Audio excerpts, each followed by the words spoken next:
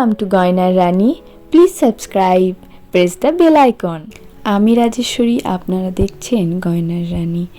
আজকে আমি আবারও নিয়ে হাজির একটি নতুন গয়নার ডিজাইন। সবাইকে প্রথমেই জানাই নববর্ষের অনেক প্রীতি ও শুভেচ্ছা। নতুন বছর সবার খুব ভালো কাটুক। ভেবেছিলাম ভিডিওটি নববর্ষের আগে দেব, বাট রেডি না হওয়ার কারণে দিয়ে উঠতে পারিনি। প্রথমেই তো দেখলেন মোল্ডেড ক্লে নিয়ে সেটাকে সমপরিমাণে নিয়ে মিক্স করে আমরা এটাকে বেলে নিলাম। এরপরে একটা পুরনো রিফিলের মাধ্যমে একটা কলা পাতার শেপ দিয়ে নিলাম। তারপরে পুরনো চাকুর মাধ্যমে সেটাকে আমরা কেটে নিলাম। এরপরে সেই চারিধারটা যাতে খারাপ দেখতে না লাগে তাই আমরা কিন্তু পালিশ করে নেব। এরপর একটা সূচ নিলাম এবং সূচ নিয়ে কলা পাতার যে মাঝের শীষটা হয় সেইটা আমরা করে নিলাম। এরপরে কলা পাতার টেক্সচার দেওয়ার জন্য এইভাবে কিন্তু আমরা লাইন ড্র করে নেব, যাতে দেখে একদম পুরো অরিজিনাল কলা পাতার মতোই মনে হয়। আপনারাও এইভাবেই করতে পারেন যাতে এটা দেখতে আরও অরিজিনাল মনে হয়। এটা আমি সূচের মাধ্যমে করেছি, আপনারা চাইলে টুলসের মাধ্যমেও করতে পারেন বা আপনারা চাইলে পেনের রিফিলের মাধ্যমেও কিন্তু করতে পারেন।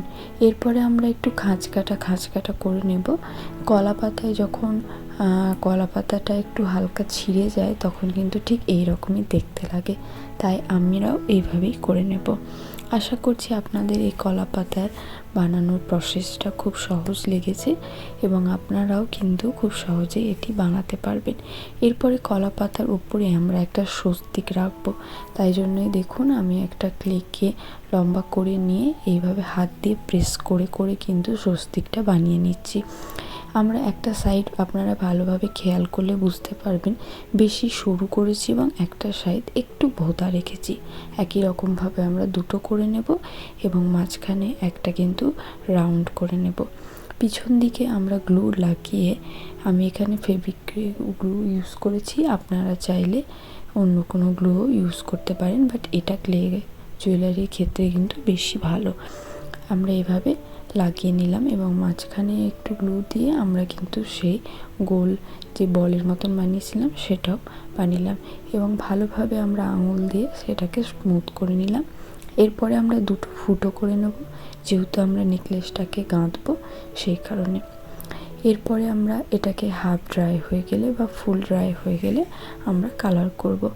অনেক সময় আমি হাফ ড্রাইও কালার করি, কারণ সেই কালারটা বেশ ভালোভাবে লেগে যায়।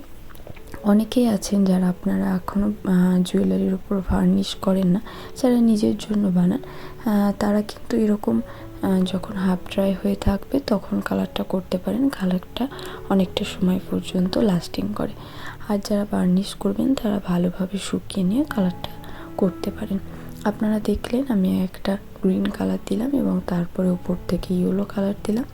এরপরে যে খাঁজ কাটা অংশগুলো থাকবে সেখানে কিন্তু আমরা ব্রাউন কালার দিয়ে এটাকে পুরো রিয়েলিস্টিক করার চেষ্টা করব, যাতে দেখে মনে হয় সত্যি এটা একটা কলার পাতা। এইভাবে এটাকে আমরা করার চেষ্টা করব। আমার এই ভিডিওগুলি আপনাদের কেমন লাগছে অবশ্যই জানাতে ভুলবেন না কমেন্ট বাক্সে। আর আপনারা কে কোথায় থেকে আমার ভিডিও দেখছেন সেটাও জানাতে একদম ভুলবেন না। পরবর্তী ভিডিওতে আপনারা কি দেখতে চান সেটা অবশ্যই কমেন্ট করে জানাবেন। আপনাদের ডিমান্ডগুলো আমি ফুলফিল করার অলওয়েজ চেষ্টা করব। এরপরে আমি যে মাঝখানের স্বস্তিকটা আছে সেটাতে রেড কালার দিয়ে দেবো। সেখানে রেড কালার দিয়ে দেওয়া হয়ে গেলেই কিন্তু এই সুন্দর পেন্ডেন্ট বানানোটা হয়ে যাবে। আপনারা চাইলে সেমভাবে আপনারা কিন্তু ইয়াররিংটাও বানিয়ে নিতে পারেন। আমি সময়ের অভাবে এটাকে গেঁথে উঠতে পারিনি, তাই এটা গাঁথলে পারে মালাটা অ্যাকচুয়ালি কেমন আসবে সেটা আমি আজকের ভিডিওতে আপনাদের দেখাতে পারলাম না। আমি শর্ট ভিডিওর মাধ্যমে চেষ্টা করব আপনাদের এটা দেখিয়ে দেওয়ার।